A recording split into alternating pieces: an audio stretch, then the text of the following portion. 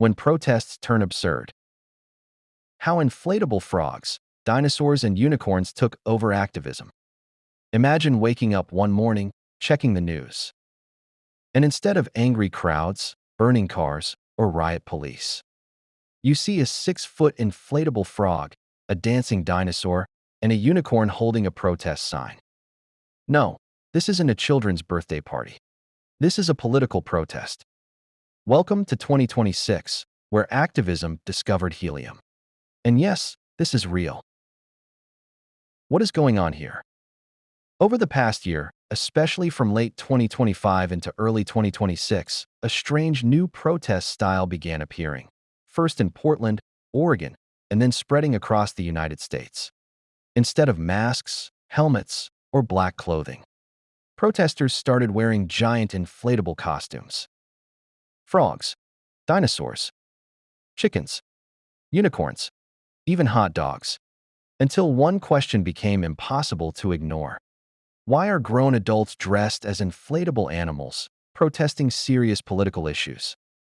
Frogface: how it started, the frog that changed everything. It all began outside an ICE detention facility in Portland. During a tense protest, one activist showed up wearing a giant inflatable frog costume. Then something surreal happened.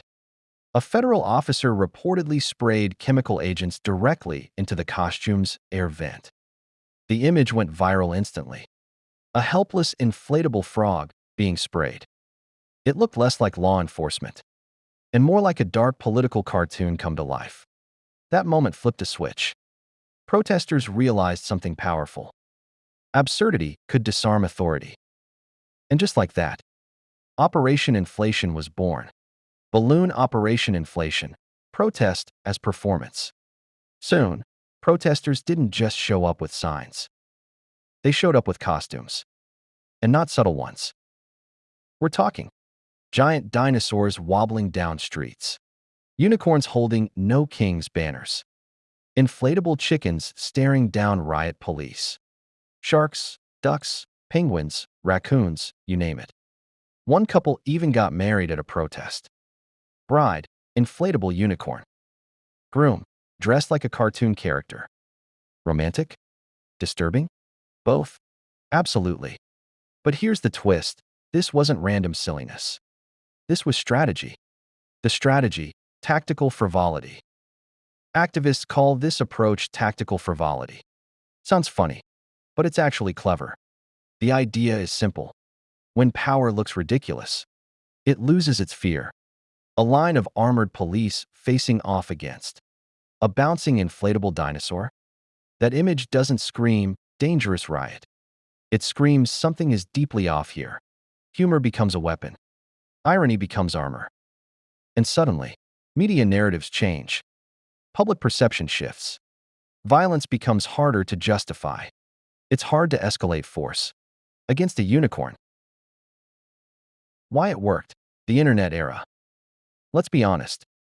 A serious protest might get a headline. A frog in a gas mask gets 1 million views. These protests were made for social media. Short clips, viral photos, memes that spread faster than press releases. People who would never read a policy paper were suddenly asking, why is that dinosaur protesting immigration policy? And once curiosity kicks in, the message sneaks through the joke. Criticism and controversy. Of course, not everyone loved it.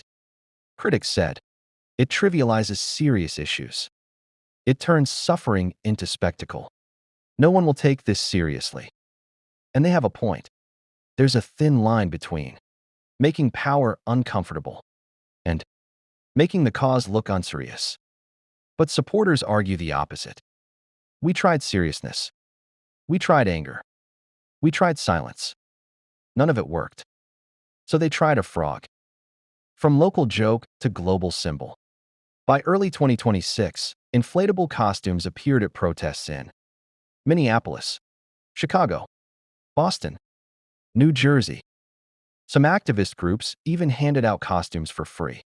Church leaders in Portland held blessing ceremonies. Yes, blessing inflatable animals, praising the creativity and nonviolent nature of the protests. What started as absurdity became a recognizable symbol of modern resistance. A reminder that protest doesn't always scream. Sometimes it squeaks. Final thoughts. What does this say about US? Here's the uncomfortable truth. When the world feels absurd, protest starts to mirror it. Inflatable frogs didn't appear because activists stopped caring. They appeared because traditional protests stopped working. So maybe this isn't the death of seriousness. Maybe it's the evolution of resistance.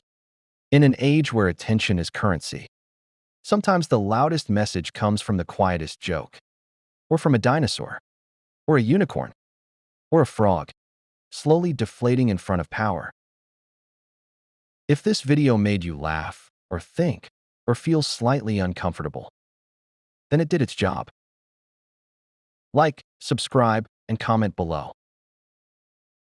Do you think absurd protests help the cause or hurt it?